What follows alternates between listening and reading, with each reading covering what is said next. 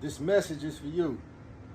The same people who once giggled at your stumble now study your movements as if decoding scripture.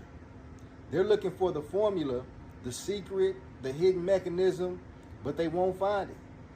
Because what they're trying to dissect isn't a formula, it's a force. And forces can't be imitated, only submitted to. And that's why even your enemies are bending, aligning, calculating how to orbit your gravity. They don't want to admit it, but the respect has infected them too. The struggle is no longer a scar, it's a badge. It's a weapon.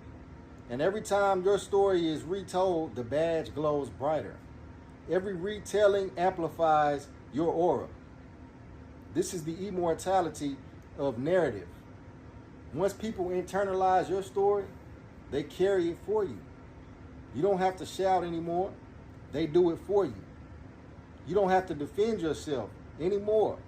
They defend you in arguments, in whispers, in private conversations that you'll never hear. And that's when you know that you've transcended from individual to legend. And here's the irony. The city doesn't even realize that it's too late to reverse. They can't put the genie back in the bottle. They can't erase the collective memory of watching you flip struggle into dominance. They can't undo the awe they felt when they realized you were still standing when you shouldn't have been.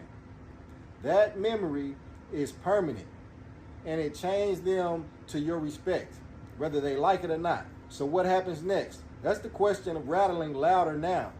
Because if this was the power of one struggle and disaster flipped into victory, what happens when you begin to play on purpose? What happens when you lean into it deliberately?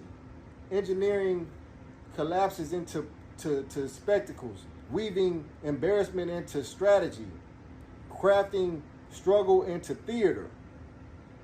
They tremble at the thought because they know one thing. If you can win by accident, you can rule by design.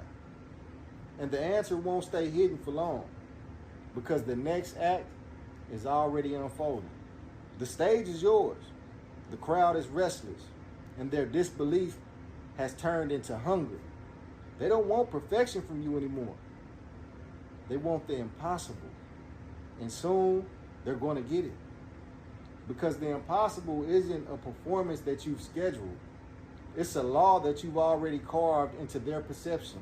They've watched the unthinkable once, and their brains are wired to crave the sequel. You flipped struggle and disaster into dominance.